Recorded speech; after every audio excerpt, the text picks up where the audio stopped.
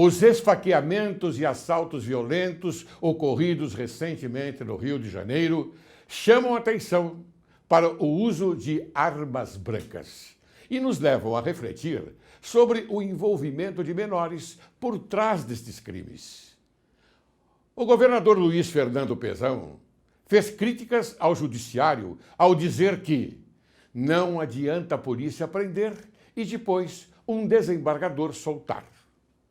Deve-se responder a esse governador que o judiciário não faz as leis. Quem as faz é o legislativo, composto de políticos iguais a ele, profissionais da política, comungando com a inutilidade de suas funções, que, por certo, nefasta, traz o desemprego, a fome, as privações do direito da sociedade e todo o cortejo sinistro de misérias e de infelicidade do povo brasileiro. E, novamente, vem à tona a questão da maioridade penal. Mas quem são esses jovens infratores? O que os leva ao crime? Vêm eles de famílias pobres e desestruturadas que não têm acesso à educação, saúde e que vivem à margem da sociedade. Assim, viram assassinos frios e calculistas em plena infância. Segundo o artigo 144 da Constituição Federal, a segurança pública, dever do Estado, direito e responsabilidade de todos, é exercida para a preservação da ordem pública e da incolumidade das pessoas e do patrimônio. A segurança pública reflete a degradação das instituições brasileiras. Significa a ausência de comprometimento do governo federal em cumprir com suas obrigações. Um governo que defendeu 2 traficantes brasileiros que sofreram pena de morte na Indonésia, mas que não toma providências para erradicar a violência no seu próprio país. Que governo é esse? Que faz cortes no orçamento em áreas fundamentais, como a educação, a saúde e segurança, e aumenta as taxas de impostos. Chega-se à conclusão que a arma branca mais perigosa do Brasil é a canetada utilizada pelos governantes, que, ao assinar seus decretos, institucionalizam a pena de morte aos direitos do povo brasileiro.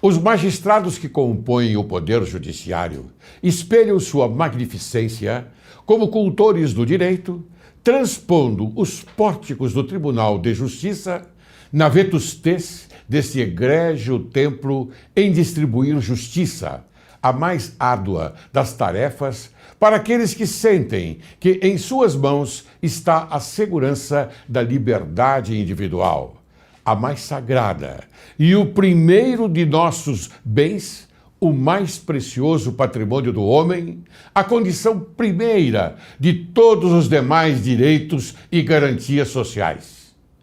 Neste compasso, damos início, plasmados em afirmar que o Direito e Justiça em Foco é o teu programa e este é o teu país. Recebemos diversos e-mails solicitando informações sobre herança, partilha de bens e inventário. Por isso, convidamos a especialista em direito de família, a doutora Ivone Zeger, para esclarecer as dúvidas dos nossos telespectadores. Bacharel em Direito pela Universidade Mackenzie de São Paulo, membro efetivo da Comissão de Direito de Família da Ordem dos Advogados do Brasil, Secção São Paulo, pós-graduada em Direito Constitucional pela Universidade de São Francisco e em Administração de Empresas pela Fundação Getúlio Vargas, juíza do Tribunal de Impostos e Taxas do Estado de São Paulo, consultora jurídica, palestrante e escritora. Publicou os livros família, perguntas e respostas e herança, perguntas e respostas. Seus artigos são veiculados semanalmente em diversas publicações. Seja bem-vinda, doutora Ivone Zegger.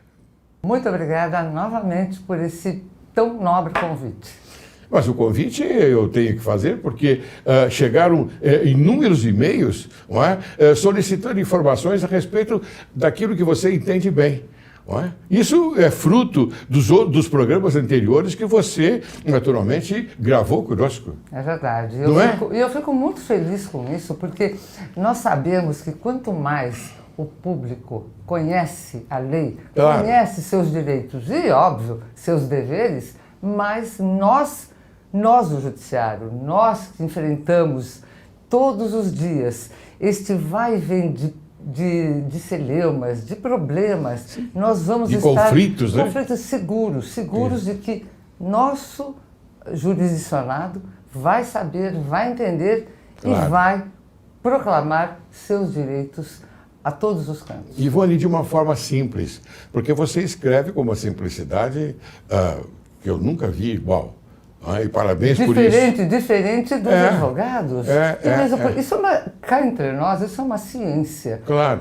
O direito, que é uma ciência, me fez, inclusive, articular de uma outra forma. Essa escrita, um pouco mais simples, na verdade, ela é direta, foi para mim, não diria um sacrifício, mas foi bastante difícil, porque nós, advogados, juízes, enfim, estamos acostumados a ter uma linguagem própria e é muito difícil a gente se desvencilhar dela. Claro, mas foi muito bom, foi um exercício excelente para mim, de cidadania, e eu acho que esse é o nosso serviço. E quem aproveita é o jurisdicionado, a sociedade, não é verdade? Com certeza. Bem, eu tenho uma pergunta do Carlos Henrique de Santana, de São Paulo. É uma pergunta sobre a empregada que é herdeira. Diz ele: tem uma tia-avó que nunca se casou, nem teve filhos. Seus irmãos e irmãs já morreram e seus únicos herdeiros são os sobrinhos netos. Ela é uma pessoa difícil e agora disse que vai deixar todo o seu dinheiro para a empregada, que a acompanha há 30 anos. Diz ele: sei que ela já passou alguns bens para o nome da empregada. Isso pode ser revertido, doutora Ivone? Quais são os direitos dos sobrinhos netos? Olha só que pergunta interessante. Deixa eu responder para você. Antes de mais nada, a gente tem que entender que quando você tem uma condição onde você tem patrimônio, você pode desfrutar dele.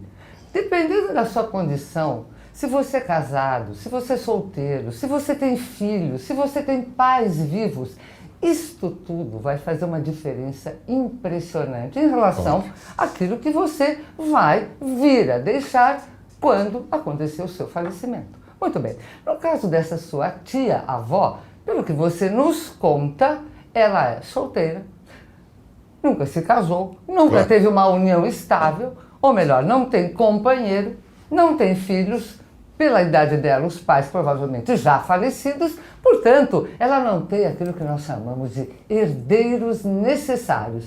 Quando você tem herdeiros necessários, que são os filhos, os pais ou avós e o cônjuge, você não pode destinar mais do que 50% do seu patrimônio para quem você quiser. Ou melhor, você está engessado, digamos assim, em 50% do seu patrimônio. Repito, quando você tem os herdeiros necessários, eu vou repetir, que isso é muito importante, que você não se esqueça. Quem são eles? Repito, os descendentes, filhos, na falta deles os netos, na falta os bisnetos.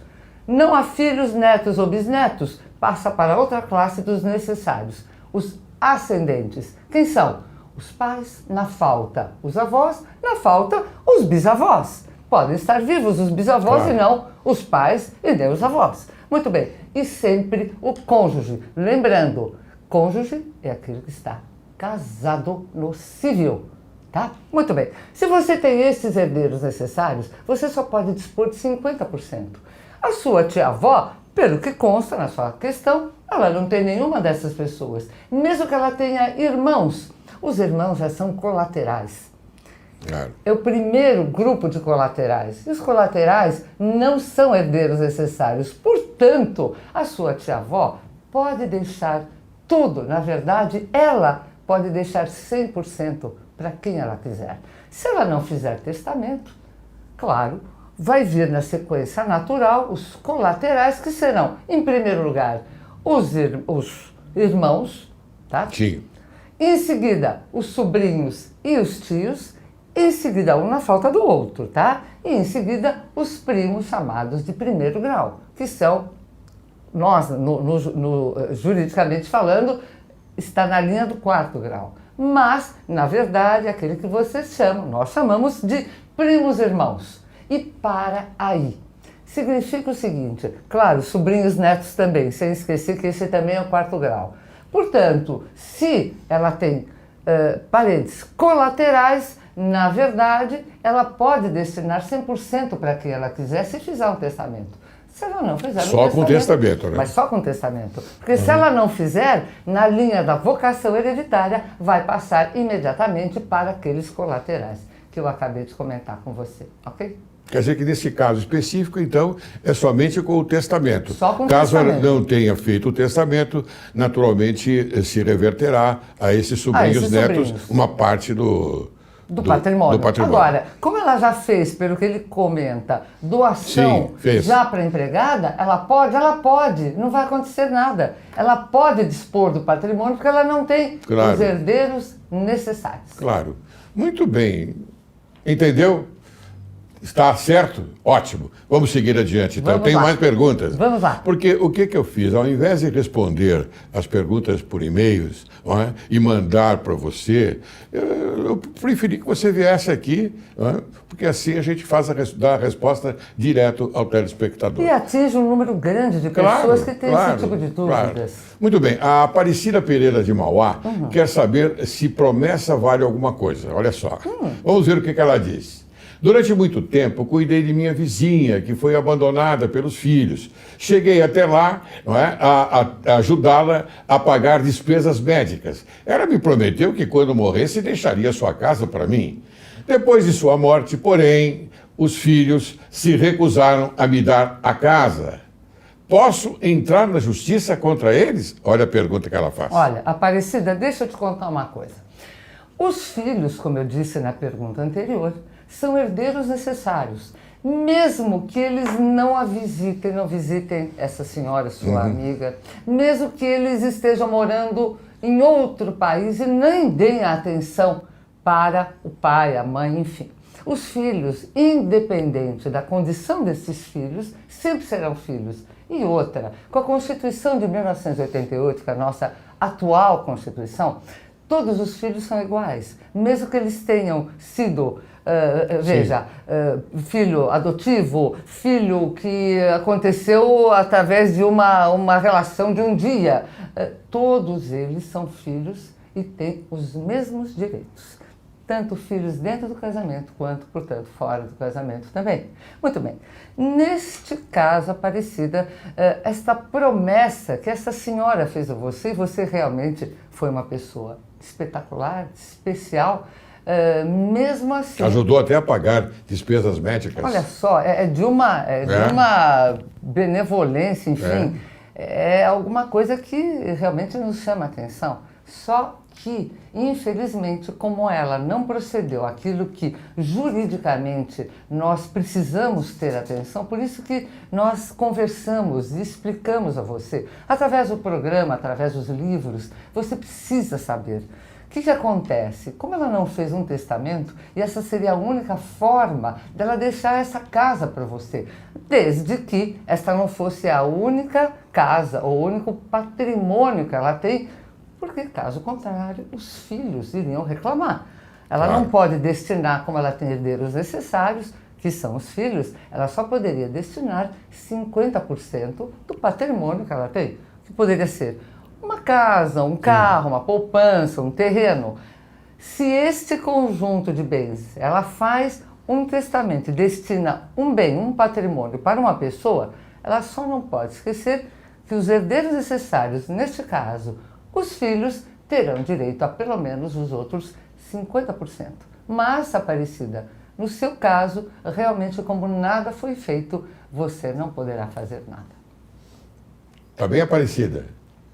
Anotou bem a sugestão, aliás, a orientação da doutora Ivone Zegger? Bem, vamos seguir adiante. Perfeito. Fábio Prates, do Rio de Janeiro, tem dúvida quando a mulher é mais jovem. Veja só. Vamos ver o que ele fala. Aos 78 anos, meu pai, que é um homem muito rico, resolveu se casar com uma mulher de 32 anos, apesar da oposição da família. Eu e meus irmãos é que cuidamos de todo o patrimônio dele. Se ele morrer, teremos que dividir esse patrimônio com a viúva? Fábio, esse é um caso muito interessante, mas a gente precisa explicar o que acontece.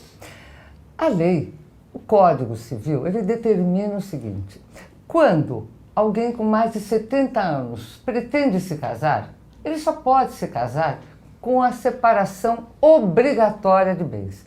O que isso significa? Significa que todos os bens, todo o patrimônio que o seu pai tem não será dividido numa separação Sim. com esta nova esposa, independente da idade dela. Lembre, todos os maiores de 70 anos são obrigados a se casar pelo regime da separação obrigatória. O que quer dizer, portanto, se ele vier a falecer, ela terá direito a alguma coisa? A rigor, pelo regime de bens, não. Entretanto,